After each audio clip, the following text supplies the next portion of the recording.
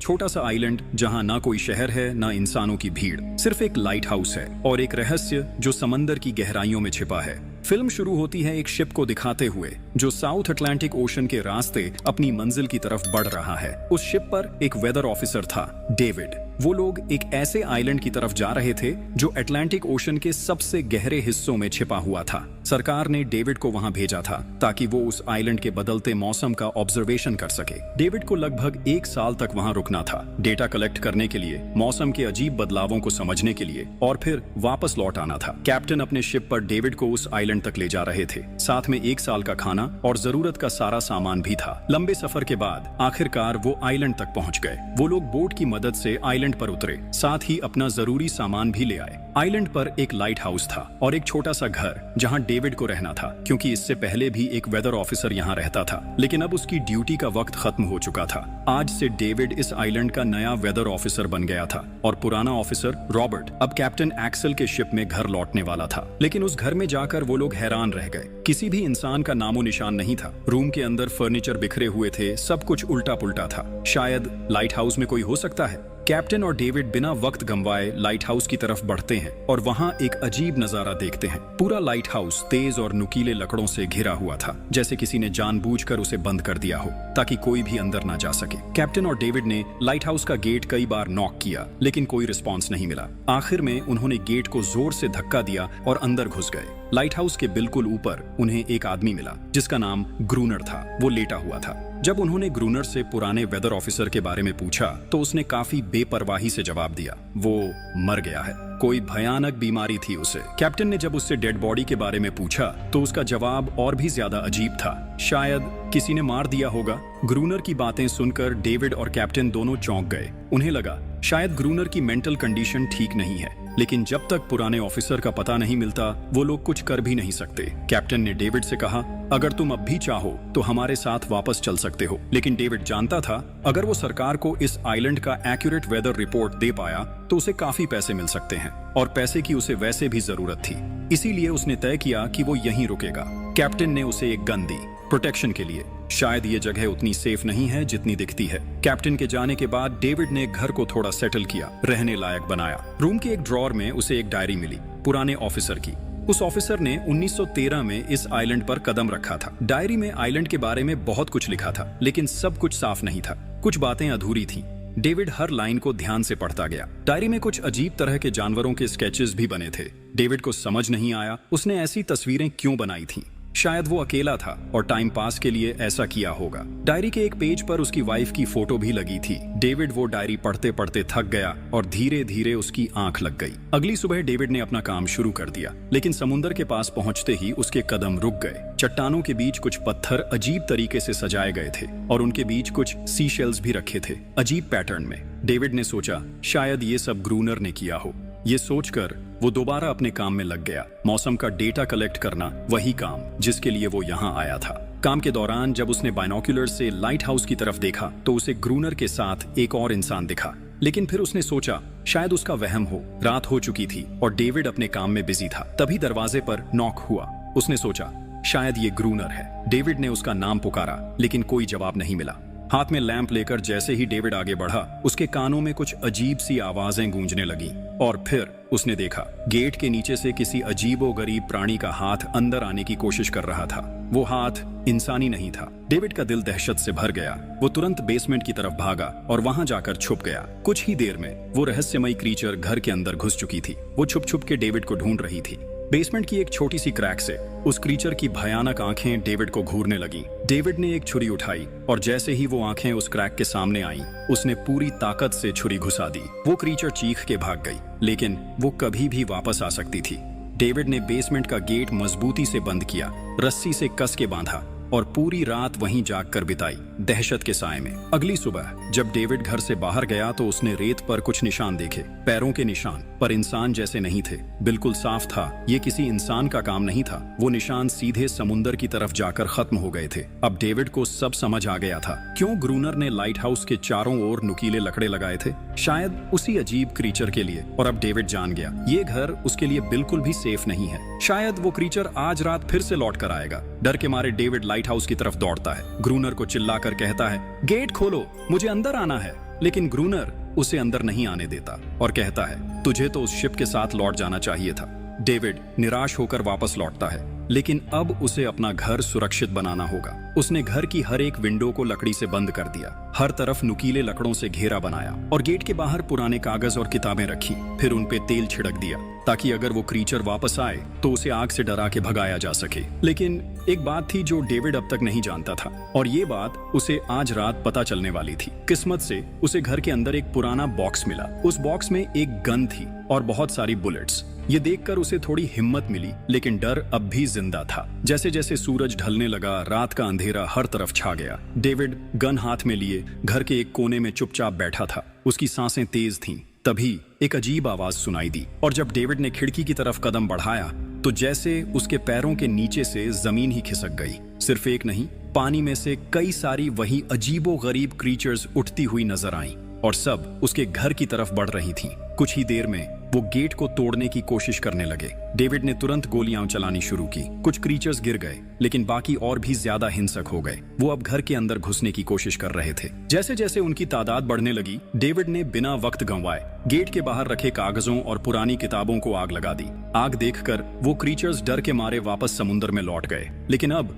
वही आग डेविड के घर तक पहुंच चुकी थी। घर में आग लग चुकी थी, और क्योंकि पूरा घर लकड़ी का बना था, आग बिजली की तरह फैल गई। डेविड ने तुरंत एक चादर में लपेटकर खुद को बचाया, गेट तोड़कर बाहर निकला और लाइट हाउस के पास एक बड़े पत्थर के पीछे छुप गया। उसका दायां हाथ बुरी तरह जल चुका था। किस्मत से उसी वक्त बारिश शुरू हो गई। आग धीरे धीरे बुझने लगी, लेकिन पूरी रात की बारिश के बाद भी सुबह तक डेविड अपना घर नहीं बचा पाया। पूरा घर जलकर लगभग राख हो चुका था। अब अगर डेविड को जिंदा रहना है तो उसे लाइट हाउस में पनाह लेनी होगी। उसने अपनी राइफल उठाई और लाइट हाउस के पास के पत्थरों के बीच छुप गया। जब ग्रूनर पानी भरने के लिए लाइट हाउस से बाहर निकला तो डेविड उसके पीछे पीछे चल दिया। इरादा था उसे गन पॉइंट पर ले जाकर लाइट हाउस के अंदर घुसने का, लेकिन अचानक जब ग्रूनर ने उस पर गन तानी, तभी एक अजीब सा क्रीचर जो ग्रूनर के पास ही था उस पर हमला कर दिया। वो क्रीचर ग्रूनर का रक्षक था। ग्रूनर ने तुरंत डेविड को रोका और कहा, ये मेरा पालतू है। डेविड ने गोली नहीं चलाई, लेकिन एक शर्त रखी, अगर जिंदा रहना है तो लाइट हाउस में रहने दिया जाए। उसके पास 1 साल के लिए काफी गन पाउडर था और इतना खाना भी था कि दोनों बच सके। ग्रूनर कुछ देर चुप रहा, फिर धीरे से हाँ कर दी। शाम होने से पहले दोनों बचा हुआ खाना लेकर लाइट हाउस लौट आए। अगली सुबह वो क्रीचर चुपचाप डेविड का हाथ चाट रहा था, जबकि डेविड गहरी नींद में था, और कुछ ही देर में उसका हाथ काफी हद तक ठीक हो गया। ये सब डेविड के लिए एक शौक था, लेकिन जो आंखों के सामने हो रहा था उस पर यकीन करना मुश्किल था। लाइट हाउस के टॉप पर डेविड ने देखा ग्रूनर उन बुलेट्स को काउंट कर रहा था जो उन्हें गन से मिली थी, और वो क्रीचर अपने तरीके से ग्रूनर की मदद भी कर रहा था। इसका मतलब ये था कि ये जानवर वायलेंट नहीं है। डेविड अब ग्रूनर से उसके बारे में और जानना चाहता था, और फिर ये सब दुनिया के सामने लाना चाहता था, क्योंकि ये किसी मिरेकल से कम नहीं था। एक अजीब सी फीमेल क्रीचर समंदर के गहरे अंधेरों से उनके सामने थी। अगर इस क्रीचर का सच दुनिया के सामने आता तो डेविड और ग्रूनर दोनों दुनिया भर में मशहूर हो जाते।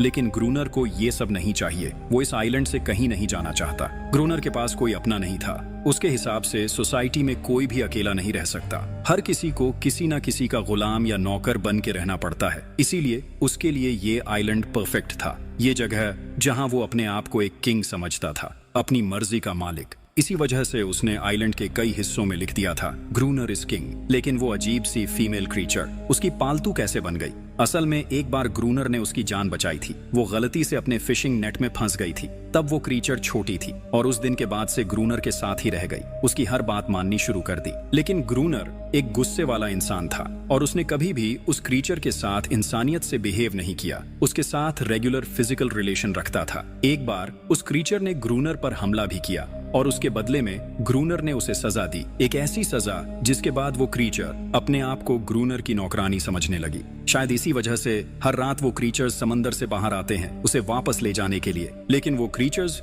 दिन के उजाले में अटैक नहीं कर सकते। खैर, डेविड अब यहाँ और नहीं रहना चाहता। वो किसी आने वाले शिप को सिग्नल भेजकर ये जगह छोड़ देना चाहता है, लेकिन ये काम इतना आसान नहीं था। ग्रूनर का कहना था कोई भी शिप इस आइलैंड तक नहीं आती, लेकिन डेविड उसकी बात पर विश्वास नहीं करता। उसे यहाँ रहना अब बिल्कुल भी अच्छा नहीं लग रहा। उसे यहाँ घुटन सी महसूस हो रही है। वो जल्दी से जल्दी ये जगह छोड़ना चाहता है। शाम होने लगी है। ग्रूनर उसे कहता है गन लेकर रेडी हो जा, क्योंकि वो क्रीचर्स कभी भी हमला कर सकते हैं। वो लाइट हाउस की लाइट ऑन करने के लिए तैयार हो जाते हैं और कुछ ही देर में समंदर से एक बड़ी तादाद में क्रीचर्स निकलकर बाहर आते हैं। वो लाइट हाउस की तरफ बढ़ते जा रहे हैं। ग्रूनर उन पर लगातार फायर करता जा रहा था, लेकिन डेविड पूरी तरह से डर गया था। वो लाइट हाउस के अंदर की तरफ पीछे हटने लगा। ग्रूनर के बार बार कहने के बाद भी वो बस एक कोने में चुपचाप बैठा रहा और कुछ ही देर में डेविड बेहोश हो गया। ग्रूनर अकेला उन क्रीचर्स से लड़ता रहा। अगली सुबह ग्रूनर ने गुस्से में उसे उठाया और कहा, अगर तुझे लाइट हाउस में रहना है तो मेरी हर बात माननी पड़ेगी। रोजाना पानी भर के लाना, लाइट हाउस के छोटे बड़े काम करना और रात को उसके साथ गार्ड ड्यूटी भी देना। चाहे डेविड चाहे या ना चाहे, ये सब करना उसके लिए मजबूरी बन गई थी। जिंदा रहने के लिए उसे लाइट हाउस में रहना ही पड़ेगा। डेविड अब ग्रूनर के सारे काम करने को तैयार था, लेकिन एक चीज थी जो उसे कभी पसंद नहीं आई। रोज रोज उस फीमेल क्रीचर को अलग अलग तरीकों से फिजिकली टॉर्चर करना। लेकिन जो इंसान सालों से इस सुनसान आइलैंड पे अकेला रह रहा हो, उसका मेंटल स्टेट थोड़ा बिगड़ना बनता है। डेविड भी कुछ ऐसा ही सोचता है। शायद ग्रूनर का दिमाग अब ठीक नहीं है, लेकिन फिर भी उसकी बात माननी पड़ती है। रात होती है, दोनों फिर से गार्ड ड्यूटी के लिए तैयार हो जाते हैं और एक बार फिर वो क्रीचर्स समंदर से निकलकर बाहर आते हैं। लेकिन आज डेविड को डर नहीं लग रहा। उसने फायर किया, पर आज ग्रूनर कुछ भी नहीं करता। वो डेविड को बाहर छोड़कर लाइट हाउस का गेट बंद कर देता है और खुद चुपचाप अंदर बैठ जाता है, ताकि डेविड खुद सीख सके कि इन क्रीचर्स से कैसे लड़ा जाता है, वरना वो लड़ते लड़ते मर जाएगा। डेविड चीख कर मदद मांगता है, लेकिन ग्रूनर उसकी मदद नहीं करता। इसी तरह लड़ते लड़ते वो रात कट जाती है और सुबह हो जाती है। सुबह ग्रूनर ने देखा डेविड लाइट हाउस के गेट के बाहर खून में लथपथ बैठा था। अब उसने सीख लिया था इन क्रीचर्स से कैसे लड़ना है। उसके अंदर का डर जा चुका था। इसी तरह वक्त गुजरता गया, रातों को उन क्रीचर्स से लड़ते हुए और दिन भर ग्रूनर के लाइट हाउस के काम संभालते हुए। ये आइलैंड अब उसके लिए एक बंद घर जैसा हो गया था। वो हर वक्त ये सोचता रहता कि कब ये जगह छोड़े, कब आजाद हो। समय के साथ साथ डेविड का उस फीमेल क्रीचर के साथ एक अजीब सी दोस्ती बन गई थी। डेविड को उसके लिए अब बुरा लगने लगा था। अब उसे समझ आया था कि अपने लोगों को छोड़कर अकेला रहना कितना मुश्किल होता है। शायद वो क्रीचर भी कुछ ऐसा ही महसूस करती थी। डेविड ने उस क्रीचर को एक नाम भी दिया, एनेरियस। और फिर एक दिन उन्होंने देखा कि उन क्रीचर्स के अटैक्स धीरे धीरे कम हो रहे हैं। डेविड सोचता है शायद सर्दियों में वो कहीं और चले जाते हैं, जैसे वेल्स करती हैं, या फिर शायद उन्हें समझ आ गया था इन दोनों से लड़कर कुछ नहीं मिलेगा। लेकिन ग्रूनर ने उसे साफ कह दिया, बिल्कुल नहीं, वो फिर से अटैक करेंगे। अब वो खुद को रिप्रोड्यूस कर रहे हैं, उनकी तादाद बढ़ती जा रही है। कुछ और दिन ऐसे ही गुजर गए। एक रात डिनर के बाद ग्रूनर और डेविड ने वक्त काटने के लिए चेस खेलना शुरू किया, लेकिन यहीं पे ग्रूनर से एक बड़ी गलती हो गई। वो दोनों खेल में इतने उलझ गए कि लाइट हाउस की लाइट्स ऑन करना ही भूल गए और अंधेरे का फायदा उठाकर क्रीचर्स ने उन पे अटैक कर दिया। डेविड ने देखा वो क्रीचर्स अब ब्रीड कर चुके हैं। उनकी तादाद इतनी ज्यादा थी कि दो लोग मिलकर भी ज्यादा देर तक नहीं लड़ सकते थे।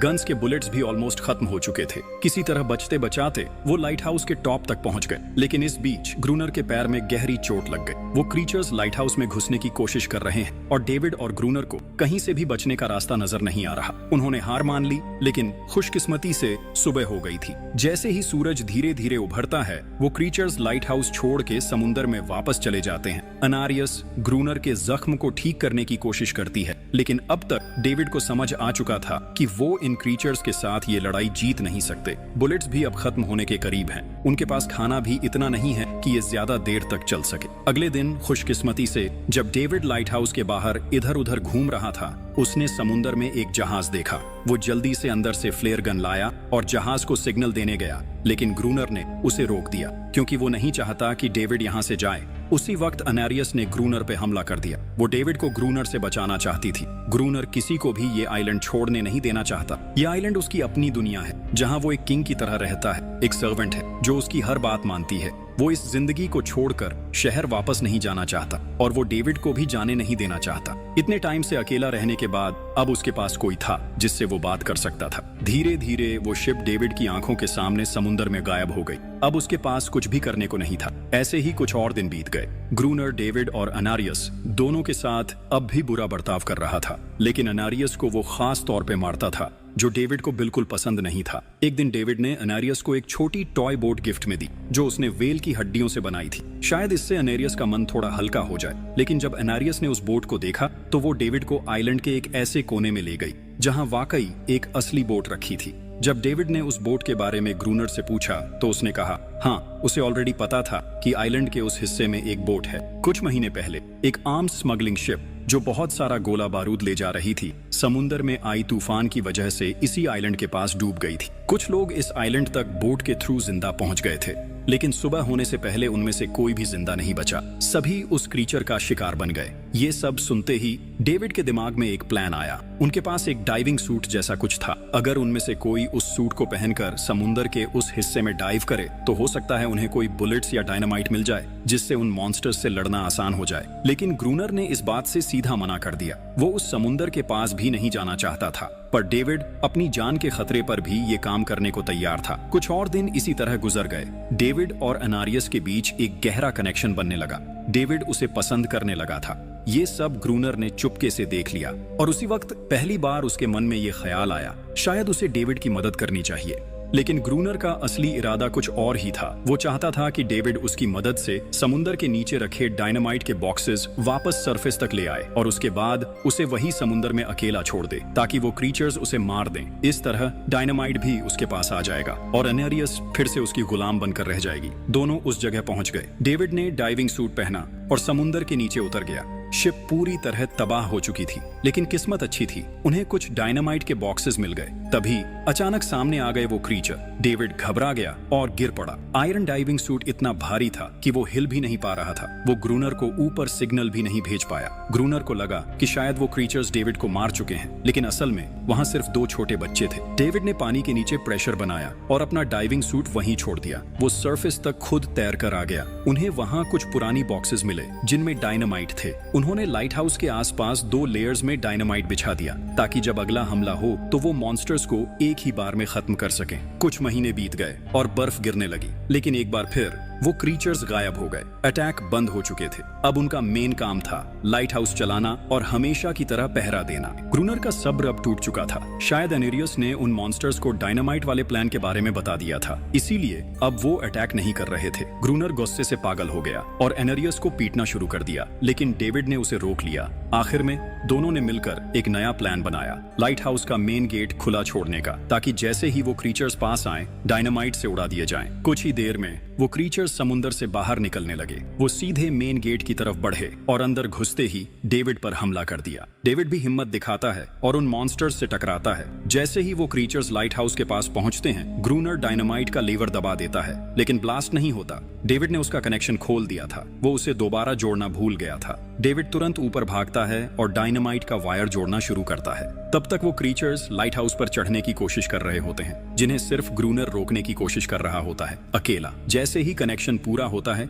डेविड पहला लेयर उड़ा देता है। कई क्रीचर्स ब्लास्ट में खत्म हो जाते हैं, लेकिन अभी भी काफी मॉन्स्टर्स लाइट हाउस पर हमला करने के लिए रेडी होते हैं। इस वजह से ग्रूनर दूसरा लेयर भी ब्लास्ट कर देता है। दोनों इस भयानक धमाके में बेहोश हो जाते हैं। अगली सुबह जब दोनों होश में आए, एनेरियस वहां नहीं थी। मरे हुए क्रीचर्स चारों तरफ बिखरे पड़े थे। ग्रूनर उन सबको मार रहा था जो जिंदा थे लेकिन जख्मी। तभी डेविड की नजर उनमें से एक के गले में लटके एक नेकलेस पर पड़ती है और उस मोमेंट पर डेविड को अपनी सबसे बड़ी गलती का एहसास होता है। जिन क्रीचर्स को वो अब तक वायलेंट समझते आए थे, वो भी इंसानों की तरह सिविलाइज्ड थे, सिर्फ बोल नहीं सकते थे। शायद उनका लाइट हाउस पर हमला करना किसी वजह से था, लेकिन ग्रूनर के लिए ये सब बेकार बातें थीं। उसके लिए वो इस आइलैंड का किंग था और हर किसी को उसका हुक्म मानना पड़ता था। उस दिन के बाद वो क्रीचर्स फिर कभी वैसे अटैक नहीं कर पाए, लेकिन हर दिन समुंदर के किनारे से एक रोती हुई आवाज आती थी। डेविड को अब तक नहीं पता था कि उन्होंने कितना बड़ा नुकसान कर दिया था, कितनी फैमिलीज टूट गईं, कितने बच्चों ने अपने लोग खो दिए,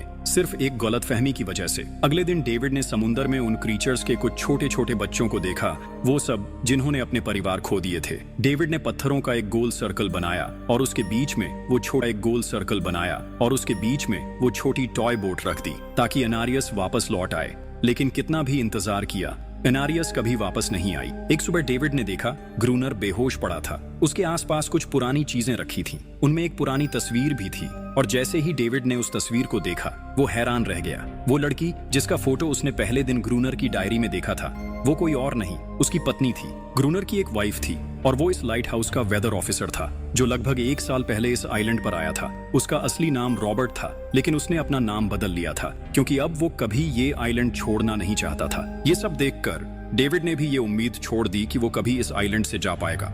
अगले दिन शाम को जब डेविड समुंदर के किनारे गया, उसने देखा कि उस सर्कल में रखी छोटी बोट अब वहां नहीं थी, लेकिन उसी जगह पर उसने एक क्रीचर का छोटा सा बच्चा देखा जिसके हाथों में वो बोट थी। डेविड ने अपनी टॉर्च उस सर्कल के बीच में फेंक दी ताकि वो दिखाए कि उसका इरादा लड़ने का नहीं है, उसे किसी को चोट नहीं पहुंचानी, वो उनके साथ दोस्ती करना चाहता है। कुछ ही देर बाद समुंदर की लहरों से अनारियस निकलती है और उसके पीछे पूरा क्रीचर्स का ग्रुप भी समुंदर से उभर आता है। लेकिन इस बार कोई भी डेविड पर अटैक नहीं करता क्योंकि वो भी अब शांति चाहते हैं। उनका इरादा सिर्फ एक सेफ जगह पाने का था, अपने बच्चों के लिए, जो हर एक जानवर करता है। उन्हें इस आइलैंड पे इंसानों की अचानक एंट्री बिल्कुल पसंद नहीं आई, इसलिए उन्होंने हर रात अटैक किया। लेकिन ये बात ग्रूनर को कौन समझाए, वो तो अब भी खुद को इस आइलैंड का किंग मानता है। ग्रूनर लाइट हाउस से बाहर आता है, हाथ में बंदूक लेकर। डेविड उसे समझाने की कोशिश करता है, ये क्रीचर्स लड़ना नहीं चाहते, ये शांति चाहते हैं। लेकिन ग्रूनर किसी की नहीं सुनता। वो अनारियस को चीख कर कहता है, अंदर चली जाओ। लेकिन ये पहली बार था जब अनारियस ने उसकी बात नहीं मानी, क्योंकि अब वो उसकी नौकरानी नहीं रही, अब वो सिर्फ एक माँ थी जो अपने बच्चों के लिए खड़ी थी। ग्रूनर अंदर से कमजोर महसूस करने लगता है क्योंकि अब कोई भी उसका हुक्म नहीं मान रहा था।